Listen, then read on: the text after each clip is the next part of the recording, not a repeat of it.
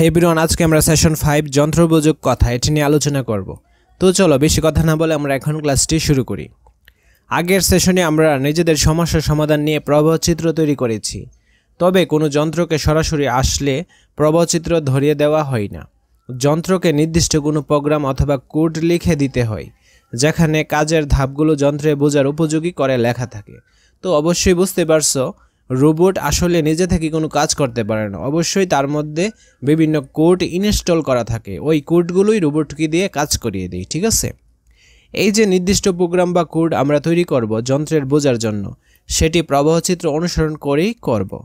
তবে চাইলে সরাসরি অ্যালগরিদম থেকেও কোড তৈরি করা সম্ভব। তার মানে কি বুঝলা? একটি প্রোগ্রাম তৈরি করার জন্য প্রথমেই অ্যালগরিদম তৈরি করতে হবে।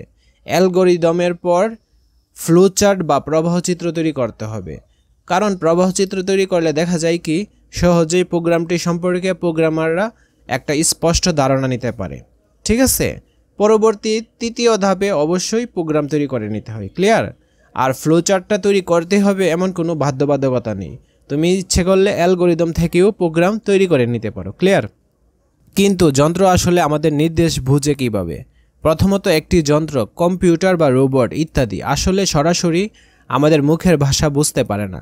সেটি ইংরেজি, বাংলা ইত্যাদি যে ভাষাই হোক না কেন, যন্ত্র আসলে বুঝে শুধু দুটি সংখ্যা, 0 আর 1। অর্থাৎ কম্পিউটার বা কোনো রোবট 0 এবং 1 ব্যতিরেকে কোনো কিছুই বুঝতে পারে না, ঠিক আছে। হতে পারে বাংলা, হতে পারে ইংরেজি, এগুলো সে কোনোভাবেই বুঝতে পারে না, একমাত্র 0 এবং 1 ছাড়া। এই দুটিকে বলা হয় বাইনারি ডিজিট। তো এগুলো কিন্তু ইম্পর্টেন্ট, এগুলো দাগিয়ে দাগিয়ে পড়বা। 0 এবং 1কে কি বলা হয়? বাইনারি সংখ্যা বা বাইনারি ডিজিট। এই 0 ও 1 বাইনারি সংখ্যার মাধ্যমে যন্ত্র সব নির্দেশনা বোঝে। যেমন আমাদের বাংলা ভাষার 50টি বর্ণ, সেই 50টি বর্ণ দিয়ে আমাদের বোঝার উপযোগী অগণতি শব্দ ও বাক্য তৈরি হয়।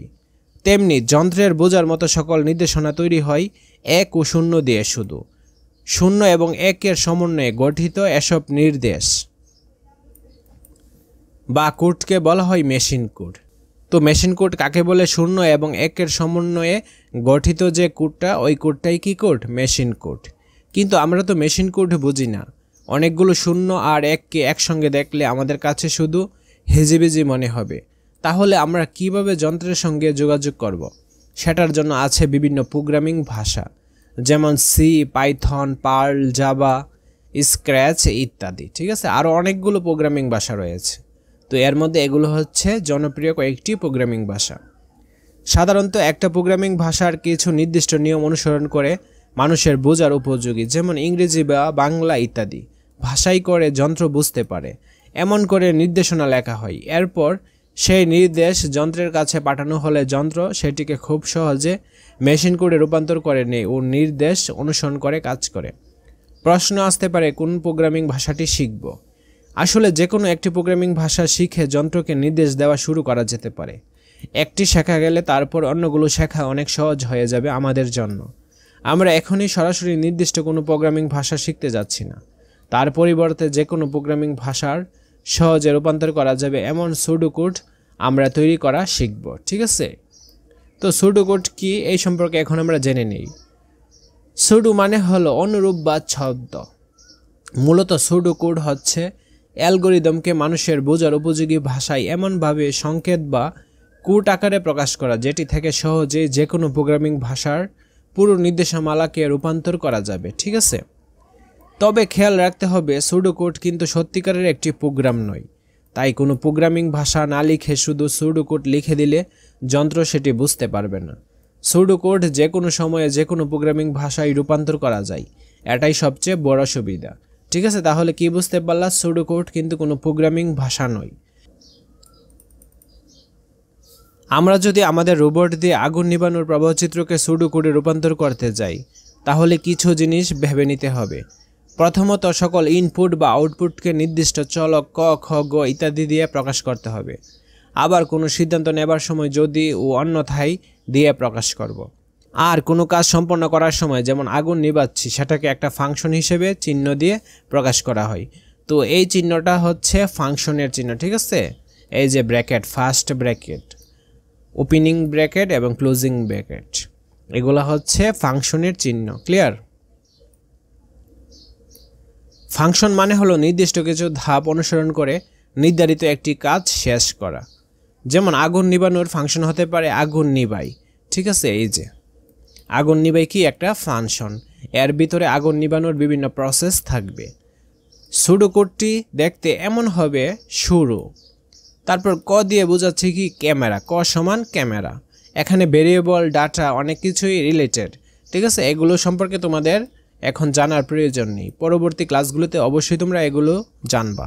যদি ক বলতে কি ক্যামেরা, ক্যামেরা যদি হা হয় আগুন নিবাই, এটি কিন্তু ফাংশন। ঠিক আছে, আগুন নিবাই এরপর শেষ। ঠিক আছে, অন্যথায় কি শেষ কাজটা। তাহলে কত সহজে একটি সুডো কোড দিয়ে আমরা পুরো কাজটি দেখিয়ে দিলাম। এবার আমরা একইভাবে নিজেদের দলে তৈরি করা প্রবাহ চিত্রকে সুডো কোডে রূপান্তর করে ফেলি। তো চলো এর অ্যান্সার স্ক্রিপ্টে চলে যাই। সমস্যা, রোবট ব্যবহার করে বাসাবাড়ির ময়লা পরিষ্কার করা। তো এই সমস্যা নিয়ে যেহেতু আমরা কাজ করছি, তো এটিরই সুডো কোড আমরা তৈরি করব। সুডো কোড শুরু, তারপর দেখো ক ইকুয়ালস টু ক্যামেরা, মানে হচ্ছে ক এর মধ্যে আমরা কি রাখছি, ক্যামেরাটাকে স্টোর করছি বা রাখছি। যদি ক হা হয়, অর্থাৎ ক্যামেরা যদি হা হয় ময়লা পরিষ্কার করি।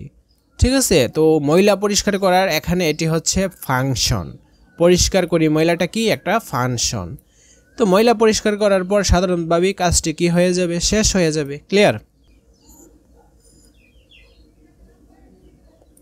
আজকের ক্লাসটি এই পর্যন্তই। পরবর্তী ক্লাসটি আমরা সেশন 7 থেকে শুরু করব। ইতিমধ্যে এই চ্যানেলে অনেকগুলো বিষয়ের উপরে ভিডিও তৈরি করা হয়েছে, যারা দেখুনি তারা দেখে নিজেদের স্কিল ডেভেলপ করে নিতে পারো। আর ক্লাসগুলো যদি তোমাদের উপকারে আসে তাহলে অবশ্যই চ্যানেলটি সাবস্ক্রাইব করতে ভুলবা না। Thank you everyone.